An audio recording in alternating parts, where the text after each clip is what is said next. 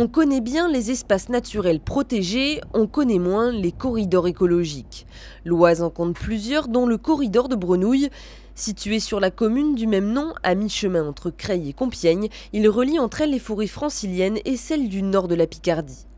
Il remplit une fonction cruciale. Il permet aux animaux, cerfs, biches, sangliers, insectes et petits mammifères de se déplacer entre ces massifs forestiers pour pouvoir se nourrir, se reproduire et assurer à terme leur survie.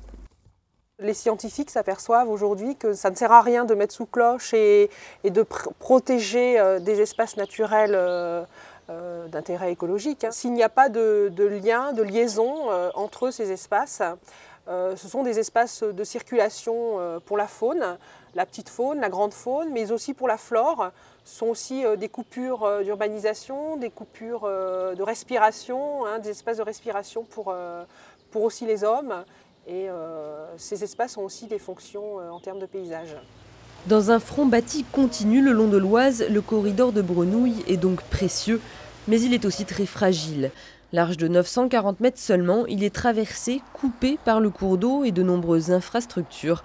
Autant d'obstacles que les animaux doivent franchir pour traverser le corridor. Les animaux savent nager, mais lorsque les berges sont raides ou sont bétonnées, ça pose un certain nombre de difficultés. Vous avez la voie ferrée, vous avez le CD200. En fait, l'urbanisation, globalement, elle est est-ouest, plus exactement nord-est-sud-ouest, et les liaisons écologiques, elles sont nord-sud. Donc vous comprenez bien que lorsqu'un animal veut passer d'un point A vers un point B, eh bien, il est confronté à une série d'obstacles qui réduisent les échanges entre les espaces naturels. Pour préserver le corridor, une seule solution, ne pas l'urbaniser, ne pas construire et éviter le maximum d'activités en bordure de cette zone. Une contrainte difficile à concilier avec le développement économique du territoire, d'autant qu'aucune mesure coercitive ne le protège réellement.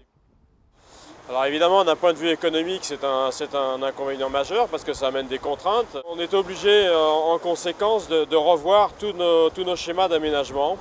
Et évidemment, ça conduit d'abord à réduire les surfaces possibles d'aménagement. Ça oblige à avoir une réflexion qui est un peu différente de celle qu'on pouvait avoir dans le passé, où on parlait d'un développement économique peut-être parfois démesuré, sans préservation des espaces, de ces liens, des terres agricoles de qualité.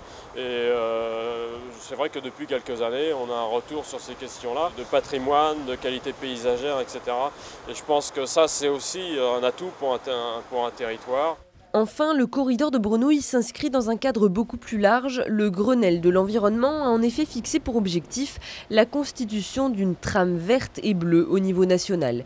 Il s'agit de relier entre tous les espaces naturels et les zones humides du territoire afin de préserver la biodiversité.